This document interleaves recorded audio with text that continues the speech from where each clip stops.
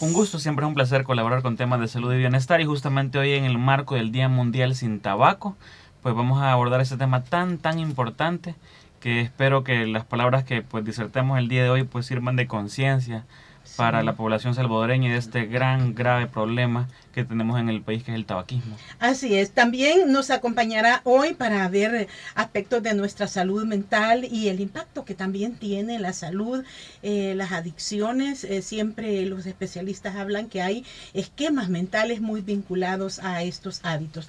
Está con nosotros el doctor Oscar González, es un médico psiquiatra. ¿Cómo está, doctor Muy González? Buenos bien, días. muchas Si se acerca un gracias. poquito Buenos días ahí. a todos, gracias por Buenos la días, doctor. invitación. Estos espacios son totalmente importantes para que toda la población pueda ir conociendo de los temas, bueno, de salud mental, de los temas que como sistema público de salud se están llevando a cabo. Así es. Y esto es lo que vamos a enfocar esta mañana. Comencemos, doctor Otoniel, hablando, ¿qué son las adicciones?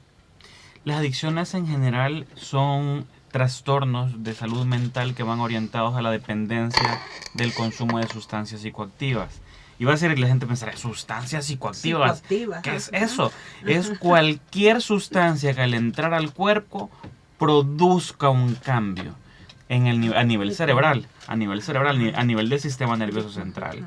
Y tenemos ahí una gran clasificación de sustancias psicoactivas, dentro de ellas depresoras, también tenemos las que hiperactúan el sistema nervioso central y también otras que cambian y alteran el estado en general, por ejemplo las alucinógenas. En nuestro país, como tal, existen drogas que son lícitas, es decir, que sí se pueden comprar y están normadas bajo una prescripción médica, por ejemplo. Se puede ir a la farmacia y comprar medicamentos. Sí. Se puede ir, por ejemplo, incluso a comprar bebidas que están catalogadas en ese contexto de sustancias psicoactivas y están legales. Las dos drogas legales en nuestro país es el tabaco y el alcohol, ¿verdad? Sí. Y adicional medicamentos que pues son considerados para uso de uso médico, bajo prescripción médica. De hecho, este tipo de medicamentos se utilizan recetas especiales, es decir, no es como cualquier médico pueda dar una receta, por ejemplo, a un medicamento controlado. Estos medicamentos se requiere una receta especial autorizada por la Dirección General de Medicamentos que justamente se pueda prescribir. Y por otro lado están las drogas ilegales, que es justamente la que se consumen, que obviamente es un tráfico ilegal para poder consumirlas, sí. Y los efectos son al igual que las legales, puedo decir, no quisiera hacer esa diferencia en que son más caóticas, sí, o más graves las legales porque realmente las consecuencias al final de todo el proceso adictivo, desde que la persona consume por primera vez, desde los momentos subsecuentes recreacionales que lo está consumiendo hasta crear la dependencia, las consecuencias físicas, emocionales, a la salud de la persona, al estado familiar de la persona, son consecuencias muy devastadoras. Doctor González, ha dicho, por ejemplo, el doctor Sánchez, las consecuencias que hay y cómo se interrelaciona nuestros hábitos con un efecto, dice el doctor, que es primero a nivel cerebral, con las adicciones. Que desde Fosalud, ¿cómo analizan ustedes, por ejemplo, este tipo de repercusiones en la salud, especialmente, bueno, de las drogas que las compramos con autorización, ¿verdad? Como es el caso del tabaco. Sí, cuando una persona ya ha caído en dependencia a sustancias, pues estamos hablando que está implícito mecanismos cerebrales propios, el mecanismo de recompensa, en el cual se activa pues el mecanismo del placer. Entonces la persona empieza a hacerlo debido a que quiere aliviar un malestar o quiere aumentar la sensación de bienestar que pueda tener. Entonces esto es lo que va a estar propiciando esta conducta compulsiva, por decirlo así. Por lo tanto, ¿cómo puede estar la salud mental de una persona que ha caído ya en una dependencia? Pues constantemente, día a día, está viviendo, pensando cómo consumir la sustancia, cómo obtenerla, y por lo tanto, todos los ámbitos de su vida, llámese familiar, laboral o académico, sí, todos los ámbitos de la vida de la persona se ven afectados. El grado o nivel de funcionabilidad que pueda tener estas personas se ve disminuido. Y esto lo podemos ver y las personas empiezan a dar en sus lugares de trabajo, en sus lugares de estudio, en la casa, alertas a las que hay que tener mucho cuidado, estar pendientes, porque empiezan a suceder estos cambios que no llegan pues de la nada, sino que pues esto es secundario al consumo de sustancias. Y luego podemos hablar específicamente para que las personas puedan conocer cuáles son estas alertas a las que debemos de tener Sí. cuidado. Así es, nos va a explicar más adelante las alertas que debemos, a las que debemos prestar atención. Antes, doctor Sánchez, hablemos específicamente de lo que se nos viene una próxima fecha, declarada el 31 de mayo, como el Día Mundial sin Tabaco. Fíjense que este día representa para nosotros como FOSALUD una fecha muy importante, puesto que FOSALUD es el referente nacional en el tema de adicciones y también el referente nacional en el tema de tabaco. Nosotros como país somos firmantes del convenio marco del control del tabaco, ratificado en nuestro país, y justamente FOSALUD como referente nacional es el encargado de velar prácticamente por las acciones encaminadas al control del tabaco y justamente en la prevención del tabaquismo. Y cuando hablamos del tabaquismo, realmente tenemos que verlo como una enfermedad crónica. El tabaquismo es una enfermedad crónica. Así como cuando tú hablas, tengo gripe, tengo catarro, tengo un problema gastrointestinal, esa es una enfermedad aguda, una aguda que autolimitada 1, 2, 3 hasta una semana. Pero hay enfermedades crónicas como por ejemplo diabetes, hipertensión, que son enfermedades de larga evolución que dañan progresivamente el cuerpo humano. Y así se cataloga el tabaquismo. Se cataloga como... va dañando progresivamente. Poco a poco, justamente se ve como una enfermedad enfermedad crónica, una enfermedad que degenera el cuerpo humano. Y por eso este 31 de mayo se ve la importancia de reconocer el tabaquismo como una enfermedad que, si bien es cierto tiene cura, es una enfermedad que puede llegar a repercutir de gran medida. Por ponerles un ejemplo, anualmente mueren 8 millones de personas alrededor del mundo por causas directamente relacionadas al consumo del tabaco. Si usted suma cuánto es la población de nuestro país, estamos hablando que somos 7 puntos y fracción de millones de personas en El Salvador. Sí. O sea, prácticamente en menos de un año, si sumamos todas las muertes en el mundo por causa del tabaco, prácticamente El Salvador desaparecería. Sí. Y prácticamente desapareceríamos. Y fíjese que hay algo bien curioso. Hay personas que dicen, pero fíjese que yo no fumo. Sí, yo realmente tengo familias que fuman, yo no fumo, estoy en riesgo, la verdad es que sí. Está en riesgo, aunque no fume, si tiene familiares que fuman y que viven en la misma casa, ¿o cómo? O incluso que tenga compañeros que lo fumen en el trabajo, o usted va a un restaurante, a un bar y hay personas fumando alrededor, usted está en riesgo. De hecho, 8 millones de personas, hay 1.2 millones que están muriendo por ser fumadores de tipo pasivo. De esos 8 millones, doctor, 1.2 mueren por ser fumadores pasivos. ¿Qué es un fumador pasivo, doctor? Fumador pasivo, en el concepto básico, es aquella persona que no fuma, pero está a la par de la persona que sí fuma. Es el que está fumando aire o humo de tabaco de segunda mano. Lo procesó el individuo originalmente, lo exhala y todo lo que exhaló él está absorbiendo las personas que están a su alrededor. Llámese, puede ser en bares, discotecas, restaurantes, en casas, en oficinas, sitios laborales. En sitios laborales. Aunque tenemos una normativa, hay una normativa que prohíbe, ¿verdad?, que fumemos. ¿Se cumple esta normativa? ¿Qué han encontrado ustedes desde FOSALUD, doctor? Pues sí, se llevan a cabo pues constantemente campañas de verificación, que en los espacios públicos se esté llevando a cabo, se esté cumpliendo con esta normativa. Y como bien lo hablaban, pues se tiene el humo de primera mano, que es el que el fumador lo hace directamente, el humo de segunda mano, que es el que las personas que están alrededor o cerca de la persona que está fumando, y también se habla de un humo de tercera mano, que es el que queda atrapado en los espacios o ambientes y que sigue siendo dañino para la salud de las personas. Este término pues es poco conocido, pero se utiliza pues debido a que causa enorme daño también en las personas. Entonces, volviendo al punto, sí, se hacen campañas, FOSALUD tiene un personal que verifica espacios en los que ya se sabe que se utiliza cigarrillos. Espacios como bares, discotecas, restaurantes. ¿Ahí está permitido, doctor? No, en ningún lugar está permitido, y de hecho la normativa y las leyes actuales permiten que si alguien está fumando en un espacio cerrado, un espacio público, pues una persona puede denunciar esto, porque nadie tiene por qué estar respirando este humo tan dañino. Es importante. Hay implicaciones en la salud, nos decía el doctor Sánchez, pero también, digamos, hay implicaciones a nivel del medio ambiente. Y este año, doctor, hay un lema específico para el 31 de mayo, que es el que Naciones Unidas ha asignado como Día Mundial sin Tabaco. Explíquenos cuáles son estas implicaciones o afectaciones medioambientales. Fíjese que la mayor parte de personas piensan que el cigarrillo prácticamente solo daña a la persona de manera individual. Entonces yo sé que voy a tener cáncer. O sea, las personas están conscientes, ¿sabe? Porque existe una normativa que vislumbra que en cada cajetilla de cigarro una imagen, una advertencia sanitaria donde se ve: tienes riesgo de cáncer de pulmón, de faringe, de laringe, de esófago, puedes tener una enfermedad pulmonar.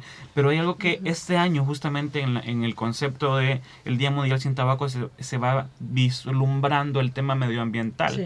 Por ejemplo, ¿sabían ustedes que una colilla de cigarrillo, una tan sola colilla de cigarrillo, puede contaminar alrededor de 50 litros de agua? Una sola colilla. ¿Y cómo lo contamina, doctor? Con todos los componentes que tiene. Al final, el filtro, recuerde que todas esas sustancias que van dentro del cigarrillo pasan por el filtro y también quedan ahí. Entonces, al final, una tan sola colilla no solamente está contaminando el aire, también puede contaminar el suelo y el subsuelo y los mantos acuíferos. 50 litros se calcula más o menos. Por ponerles en contexto, cada año el consumo mundial de cigarrillos genera mucha basura. Son alrededor de 688,000 toneladas de desechos directamente, entre ellos colillas y cigarrillos, cajitas, plásticos y todo. Sí. Cada año se destruyen alrededor de 3.5 millones de hectáreas de tierras porque se cultiva tabaco. Son alrededor de 600 millones de árboles cortados, imagínense. Tenemos aproximadamente 84,000 millones de toneladas métricas de dióxido de carbono que se está generando por el consumo de tabaco. En la atmósfera. Un daño directamente a la capa de ozono. O sea, nosotros pensamos, realmente el automóvil, el vehículo, el smog que se está produciendo es uno de los principales contaminantes. Sí, lo es. Pero hay un segundo contaminante que justamente es el humo provocado por los cigarrillos. Realmente la mitad de los fumadores, y esto es alarmante, van a morir a consecuencia del tabaco. Y la esperanza de vida de los fumadores es 10 años menor a las personas que no fuman. Es decir, si su esperanza de vida es de 60 años, usted puede vivir 10 o 20 años menos si fuma. O sea, ese es como un indicador de esperanza de vida. Y puede desencadenar, ¿qué tipo de padecimientos desencadena? Además de lo que nos ha mencionado, la hipertensión, por ejemplo, puede estar relacionado con la práctica de fumar. Hay factores de riesgo para desarrollar enfermedad, y nosotros podemos describir un factor de riesgo como cualquier actividad o hábito que al realizarlo incrementa, duplica o triplica el riesgo de padecer ciertas enfermedades. Y se ha visto que el cigarrillo, el consumo de tabaco, es el principal factor de riesgo para todas. Y cuando digo, voy a hacer mucho énfasis y comillas, absolutamente todas las enfermedades crónicas no transmisibles.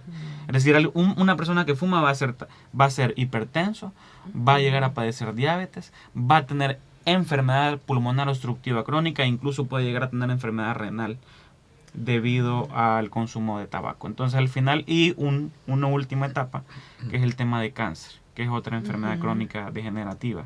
Al final, una persona que fuma tabaco tiene el riesgo alto de desarrollar todas las enfermedades crónicas: diabetes, hipertensión, enfermedad renal, y puede llegar a tener también cáncer. Sí, hay daños para quienes en estas terapias de las que ya nos van a hablar también, porque ahora estamos hablando de las repercusiones, de las implicaciones, pero no solo se trata de dar a conocer la repercusión que tiene fumar, sino lo que se puede hacer para ya no seguir fumando, doctor. Pero antes he visto que prefieren usar quienes están en esta terapia de dejar de fumar el cigarrillo electrónico. ¿Qué resultados hay de esto? ¿Les ayuda un poco a tener esa ansiedad, a detener esa ansiedad, o les sigue repercutiendo? Este 31 de mayo vamos a tener un simposio nacional de adicciones. Justamente uno de los temas que voy a abordar en ese simposio es la cruda realidad del vapeo. Y cuando hablo de la cruda realidad, porque desde que entró al país se ha vendido como un artefacto verde, como una alternativa Sí. al fumador, y realmente bajo estudios científicos y con nivel de evidencia comprobado. Cuando digo nivel de evidencia es que en medicina existen como varias etapas que nos dicen, esta es una recomendación por expertos, este es con nivel de estudios priorizados, aleatorios, y hay niveles de evidencia en medicina. Y con niveles de evidencia certificados puedo dar fe que el vapeo tiene igual o peores consecuencias que el cigarrillo tradicional. Digo esto porque la combustión de las sustancias dentro del vapeo, a pesar de ser electrónico, las consecuencias siguen siendo absolutamente las mismas. La persona puede llegar a desarrollar en sus etapas adultas una enfermedad pulmonar obstructiva crónica, desarrollar disnea, que es un cansancio pulmonar, y todo va a ser a consecuencia de esta actual moda que muchos pensamos que va a sustituir el cigarrillo tradicional, y es el vapeo. El vapeo realmente lo podemos considerar hoy por hoy como la segunda pandemia después de la primera, que fue el cigarrillo tradicional. El vapeo hoy por hoy podemos considerarlo como un cigarrillo de tipo electrónico no tradicional que da una sensación errónea de estar fumando saludable, y tal cual no es así. No hay Sí, hay que aclarar, y gracias a Dios, pues en cuanto a los cigarrillos convencionales de tabaco, la ley permitió pues que se dejara de difundir publicidad respecto al cigarrillo, pero todavía sigue sucediendo que respecto al cigarrillo electrónico, debido a que se comercializa como un producto cosmético y se cae en la publicidad engañosa, en la que se comercializa como si fuera la alternativa para poder dejar de fumar cigarrillo convencional. Y debo de aclarar, y para eso quiero que las personas que nos escuchan presten mucha atención, que no es la alternativa para dejar de fumar. Esto es publicidad engañosa. Y a esto agreguémosle también la publicidad indirecta, en la que se comercializa que con saborizantes, que con olores, que con olor a fresa, a cereza, y todo esto, que lo que hace es crear en la mente de las personas un engaño en el que dicen, entonces es un producto sano, No puedo es hacerlo. sano, eso es No un es concepto para erróneo, nada doctor. sano. Lo que sucede es que de forma electrónica se crea siempre la combustión de estas sustancias, y nos puede generar enormes daños sobre nuestra salud. Pero esto no está, yo escuchaba, por ejemplo, que Iván Flores decía sobre los marcos regulatorios. Su venta está autorizada y no tiene ninguna advertencia, a diferencia del cigarrillo tradicional, que sí tiene regulaciones a nivel de comercialización. Correcto. ¿Sí? También yo les agrego y les menciono a mis pacientes que con el cigarrillo electrónico pues se aumenta el acto compulsivo de fumar. Con el cigarro convencional, la persona pasa por todo un ritual, que lo saca, lo enciende con su encendedor, todo lo que ya se sabe. Sí. Pero es que con el cigarrillo electrónico lo tiene tan a la mano que aumenta la cantidad de consumo, porque se lo está llevando constantemente a la boca, y las cantidades o dosis, por decir así, de nicotina que está ingiriendo son mayores. Sí, las alertas, doctor. ¿Cómo podemos identificar y cómo podemos... pero antes tengo una llamada aquí, me dice Carlito. Hola, buenos días. Muy buenos días. Buenos días. Licenciada Manuel Reyes, un gusto saludarle y a su invitado. Gracias. Quisiera agradecerles la información que están dando, pero mi pregunta es, por ejemplo, yo tengo un vecino que a las 6:30 de la tarde, todos los días, él está fumando, estamos prácticamente de frente, y pues toca cerrar ventanas y puertas. ¿Cuál sería, qué tendríamos que hacer nosotros? Muchas gracias, feliz día, que Dios los bendiga. Gracias. Bueno, este es un fumador pasivo, como ustedes decían. Sí, a los espacios públicos prohibido fumar. ¿Y si estoy en mi casa, doctor? Hay un detalle en la ley que justamente es la ley del control del tabaco en El Salvador. Existe la posibilidad de que él haga la denuncia en la Dirección Medioambiental del Ministerio de Salud. La Dirección Medioambiental del Ministerio de Salud es la encargada justamente de hacer esas evaluaciones, esas supervisiones y poder hacer un llamado de atención a esta persona que lo está haciendo, puesto de las grandes consecuencias que tiene el ser también el fumador de tipo pasivo. Voy a dar el número de teléfono de Fosalud, que justamente puede el radio escucha poder llamar y justamente poder pedir mayor información al respecto. Es el 2528-9700. Perfecto. Doctor, nos quedábamos hablando también de cómo detectar alerta, a qué señales hay que prestarle atención para decir, bueno, esto va evolucionando ya una adicción. Sí, correcto. Cuando hablamos de alerta debemos de pensar en la palabra cambio, en la acción de cambio. Cualquier cambio que esté mostrando la persona, por mucho que sea pequeño, mínimo, debemos de prestar atención. Cambios en el estado de ánimo, tendencia mucho a la irritabilidad, o sea, al enojo, o mucha labilidad, o sea, que con facilidad está cambiando de un estado de ánimo a otro. En esto también está implicado la tristeza, o sea, humores depresivos, decaídos, cambios también en la funcionabilidad de la persona. La persona ha disminuido su funcionabilidad, ya sea en trabajo, en la casa o cualquier ámbito que se desenvuelva.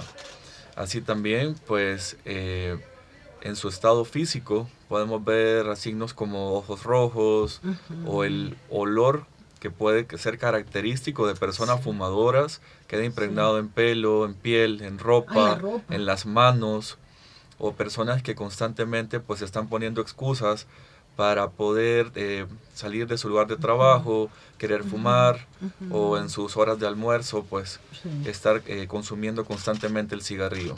Sí, es bueno hacer conciencia, doctor, sobre las implicaciones que esto tiene también. Usted nos ha dicho ya sobre la salud, pero también hay implicaciones económicas, doctor. Claro que sí. De hecho, por ponerles un ejemplo de lo que Fosalud invierte en el tema de adicciones, solamente el año pasado invertimos 1.1 millones de dólares en temas relacionados a adicciones, potenciando justamente y mejorando las instalaciones de los centros de prevención y tratamiento de adicciones, contratación de nuevo personal, compra de nuevos medicamentos. La inversión es grande y es grande por este sector poblacional que por años ha estado invisibilizado y atendido en malas condiciones. Ahora puedo dar fe que justamente la infraestructura ha mejorado, la calidad en la atención a los pacientes ha mejorado y El Salvador en general se está posicionando como este gobierno cercano a la gente, como este gobierno que está atendiendo en las mejores condiciones.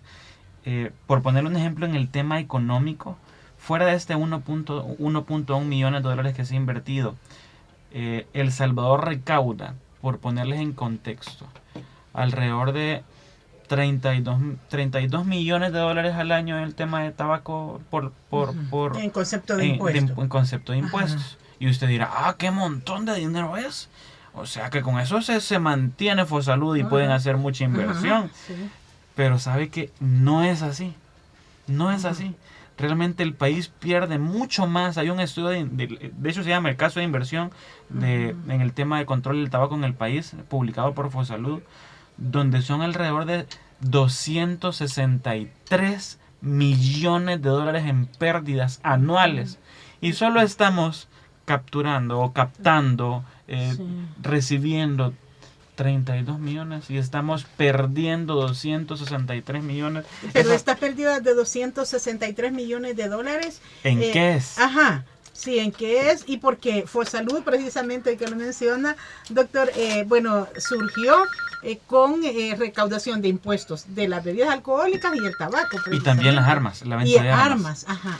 Es bien curioso porque el restante de esos 263 millones se debe al pago de incapacidades, atención de pacientes con cáncer, relacionado obviamente al tabaco. Atención de pacientes hipertensos, diabéticos.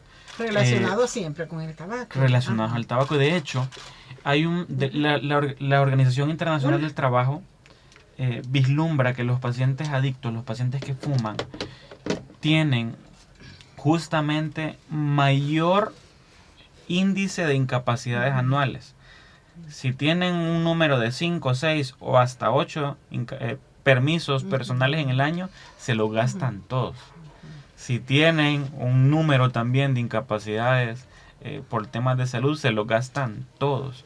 Es decir, la productividad en el tema de adicciones disminuye hasta el doble. Es decir, una persona productiva puede estar al 100, pero puede bajar al 50% de la productividad en una empresa. Sí. Es decir, tener una persona adicta en una empresa no es viable. Sí. No es viable porque va a perder tiempo dentro del horario laboral para ir a consumir la sustancia. Puede estar en torno a lo que él recibe de remuneración por el trabajo, gastándolo en el tema de adicciones. Entonces no solamente repercute a nivel macro, como ya lo dijimos, realmente existe repercusiones a nivel local. ¿Cuánto invierte una persona fumadora en cigarrillos? Representa alrededor del 20% del ingreso del salario el consumo de cigarrillos. Entonces, esto realmente es un problema. Sí. Es un problema. Y si una persona va ahorita manejando y se pone a reflexionar, mi vehículo huele a tabaco. Llego a la casa y mi almohada huele a tabaco. Los sillones de la casa huelen a tabaco. Yo fumo 2 cajetillas al día. Estoy teniendo problemas para respirar en la noche. Me canso demasiado. Antes caminaba 2 cuadras tranquilo. Hoy 1 cuadra y media y estoy cansado. Ese tipo de cosas debería de hacer reflexionar a todas las personas que nos están escuchando. Sí, ese es uno de los propósitos, doctor.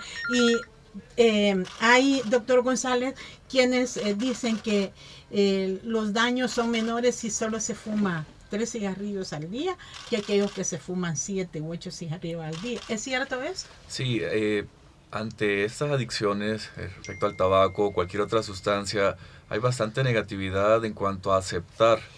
Hay negación en aceptar esta situación. La persona dice, no, si yo lo controlo, yo solo me fumo 1 al día, me fumo 3. Pero los riesgos sobre la salud son eminentes, sea 1 o sean 20.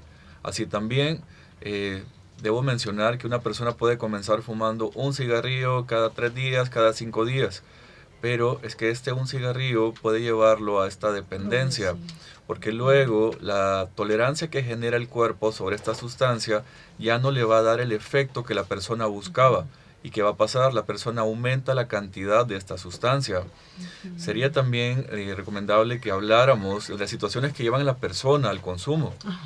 Entre los principales factores de riesgo, pues, está la presión social, por cuestiones culturales, por imitación. Desde que estamos pequeños vemos cómo otras personas fuman y creemos que esto es normal y se llega a normalizar en nuestra cultura, en nuestra sociedad. Crecemos con esa mentalidad, que esto es normal, y yo busco lo más temprana posible en mi edad hacerlo. Entonces, también así se menciona como el cigarro es la puerta de entrada a consumir otras sustancias u otras drogas. Entre otros factores de riesgo para padecer de esto, pues está el estrés. Y el estrés en países como nuestro país de Latinoamérica, nuestro país El Salvador, pues los niveles de estrés se manejan bastante altos. Sí. Problemas económicos, delincuencia, cargas académicas, laborales, laborales, y esto se va agregando a la cadena de factores de riesgo, que ya no se convierte solo en un factor de riesgo, sino que todos están entrelazados. Sí. Realmente el tema preventivo es de gran impacto. El objetivo de la prevención es justamente retrasar el inicio o evitar el inicio del primer consumo. ¿Por qué? Porque realmente se ha visto científicamente que el cerebro no está completamente desarrollado en los niños y jóvenes. Entonces, al no estar desarrollado al 100%, el riesgo de que cree dependencia de la sustancia que se consume a temprana edad es alto. Es decir, un niño que fume es probablemente un adulto que vaya a fumar y que le va a costar infinitamente dejar el vicio. Pero una persona que probablemente a los 30, 32 años probó un cigarrillo, realmente no le va a hacer absolutamente ningún efecto a nivel cerebral importante, y el efecto obviamente no va a conllevar una adicción. Por eso es importante justamente el tema preventivo. FOSALUD aborda los 3 niveles de prevención en el tema de adicciones. El primer nivel es la prevención universal, que es el que se da a través de las campañas masivas en los medios de comunicación, justamente las campañas preventivas en el tema de tabaco, alcohol y drogas. Son campañas donde se van a medios de comunicación, televisión, radio, justamente con spots publicitarios que van orientados justamente a la prevención de adicciones. Eso se llama universal porque va a todo el mundo. Ajá. Todo el mundo que tenga acceso a la radio, todo el mundo que tenga acceso al televisión, al periódico, lo va a leer, sin hacer ningún tipo de discriminación. Ahí va igual para todos. Para todos. El segundo nivel es la prevención selectiva. La prevención selectiva va orientada a instituciones, va orientada a empresas, va orientada a lugares que han identificado el consumo como un problema, pero no es un problema generalizado, es un pequeño grupo de personas. Entonces, en ese sentido, la prevención selectiva se va, por ejemplo, a instituciones como escuelas, en donde se han identificado, por ejemplo, un aula o una sección que los jóvenes fuman, por ejemplo.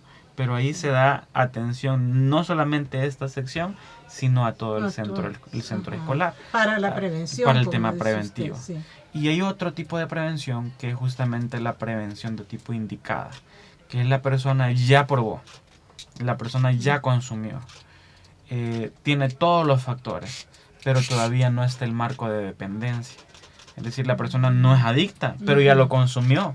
De hecho, hay un programa que recién, bajo la administración de nuestro director, el doctor Carlos Núñez, hemos implementado, es el programa psicoeducativo en adicciones, que no es un programa de rehabilitación, sino es un programa de prevención de adicciones para personas que ya iniciaron o han probado el consumo de cierta sustancia, llámese cocaína, llámese marihuana, llámese tabaco, llámese alcohol, y quieren reflexionar un poco sobre las consecuencias del consumo de estas sustancias. Involucra alrededor de 2 meses con sesiones educativas dentro de los centros de prevención y tratamiento de adicciones, y lo que tratamos en ese periodo de tiempo es que la empresa que nos manda a este trabajador, por ejemplo, la institución que nos manda este empleado o este alumno, es que alrededor de estos 2 meses reciba de manera psicoeducativa, es decir, no es que se vaya a mezclar con los pacientes adictos, no. Sino son tratamientos distintos, claro, la prevención, la rehabilitación, claro, y quienes ya probaron. Exacto. En ese sentido son sesiones educativas. Sesiones educativas donde se ven las consecuencias, no solamente de esa sustancia, sino de todas las sustancias. Se ve el marco prácticamente regulatorio también del consumo de drogas aquí en el país. Consecuencias familiares, emocionales en general, y a los 2 meses, si el paciente reconoce que realmente está entrando en un problema de consumo, pues ya inicia el proceso de rehabilitación con nosotros. Y si el paciente entró en conciencia, yo realmente no quiero seguir consumiendo, entonces se le da de alta del programa psicoeducativo, pero estamos conscientes que con el tratamiento que se le dio psicoeducativo en ese momento ya no va a seguir consumiendo. Juega mucho en esto, doctor González, en la fuerza de voluntad, y asumir que tengo un problema y que quiero superarlo. ¿Cómo les ha ido con estos centros de prevención y tratamiento? ¿Están logrando el objetivo? ¿Les está costando? Sí, se está logrando. Yo lo que más hago énfasis en las personas es poder asistir regularmente con mucha disciplina a sus controles, tomar sus medicamentos cuando son necesarios, también el uso de medicamentos, porque resulta que hay un momento en el que ponga de su parte ya no es necesario, ya no es suficiente. Ya no es suficiente. Y eso se lo recalca mucho la familia o personas cercanas, pone de tu parte o ponga de su parte. Quiero decirles a toda la población que hay formas de poder ayudarles. FOSalud, por medio de los centros de prevención y tratamiento de adicciones, están trabajando constantemente y estamos trabajando día a día para poder ayudar a las personas. Son 6 centros de prevención y tratamiento de adicciones a nivel nacional para que las personas a lo largo de todo el país puedan asistir. Tenemos uno en el Santa Ana, CPTA Santa Ana. En el área metropolitana tenemos 3, que es uno al interior del Hospital Nacional Rosales, otro al interior del Hospital Nacional Psiquiátrico, el otro se llama Centro de Rehabilitación o Casa de Rehabilitación La Esperanza en el área de Mariona. Tenemos el otro en el Hospital Nacional de San Vicente y otro en San Miguel. Entonces, si nos damos cuenta, están ubicados estratégicamente para que todas las personas puedan acceder a estos lugares, a estos centros de prevención y tratamiento de adicciones. Así también FOSalud está trabajando para poder abrir más centros de prevención y tratamiento de adicciones en todo el país y poder llegar cada vez más cerca de las personas que lo necesitan. Bien, gracias por esta información, y para quienes estén interesados también en recibir más datos sobre el trabajo de Fosalud en centros de tratamiento y prevención, le voy a proporcionar el número que nos daba el doctor Sánchez, es el 2528-9700. Gracias al doctor Oscar González, médico psiquiatra de Fosalud, por habernos acompañado hoy, doctor. Muchísimas gracias por la invitación, es un honor poder estar aquí, poder nutrir a la población de estos temas que se han tomado toda la vida como un paradigma o se cae en la estigmatización de estas personas. Poder hablar de estos temas nos acerca más a que las personas puedan recuperarse, rehabilitarse y reinsertarse nuevamente a la sociedad. Por favor, haga el esfuerzo para su recuperación, será importante. Agradezco también al coordinador de hábitos saludables de Fosalud, el doctor Otoniel Sánchez. Un gusto haber hablado con usted. Muchísimas gracias, siempre estamos atentos de cualquier invitación de poder hablar de temas de salud y bienestar. Pues darle de primera mano a la población salvadoreña la invitación a que si pues ha tenido eco estas palabras en el tema de adicciones, pues busque ayuda. Busque ayuda en Fosalud, en nuestras redes sociales puede encontrar gran cantidad de información respecto al tema de adicciones y los números de teléfono para que puedan encontrar en Fosalud un apoyo para rehabilitarse en el tema de adicciones.